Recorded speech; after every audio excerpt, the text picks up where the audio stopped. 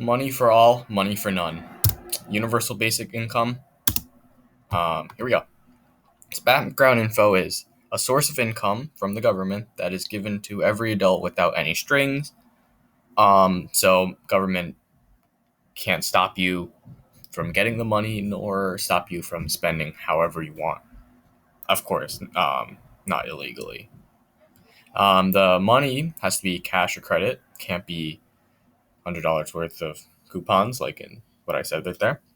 And some countries have tried it due to the pandemic, such as United States and Brazil. Those are the only ones I found on Gale's website. In civics, I found a lot more countries. And my thesis is universal basic income is not a viable solution to fix poverty in the United States, nor any economic problem we have.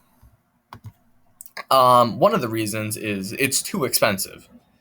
The Brazilian government distributed $52 billion to 68 million people. They gave $107 a month per person, a little bit more for single mothers, didn't say how much more. This lasted between around 18 months. And $107 isn't enough to be viable income for a person, especially if they're out of work, so they can't receive any other um, ways of getting income. So $107 is not enough to make a person survive. And if they can, why would they want to work if they can already survive off the money?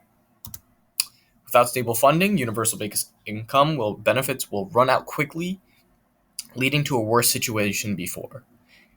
Basically, I'm just saying, if you have it and lose it, it's worse than never having it in the first place.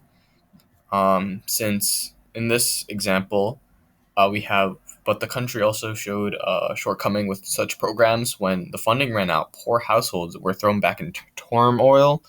This is this is the Brazilian government I was just talking about, and so they were thrown back into turmoil, and it didn't make actual progress of helping anybody.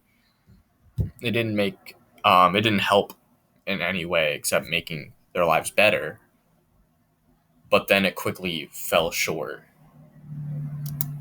Um, Universal basic income relies too much on the people, so it is very easy to abuse and find shortcuts to this. Since in Canada in the 1900s, they stated that unchecked government generosity is both financially and morally irresponsible. You can test it out. So if you gave everyone in this class $5, um, it's pretty high chance that everyone would pay you back because it's a small amount of people. Now do this on a school scale, and I guarantee you're not going to get all your money back. And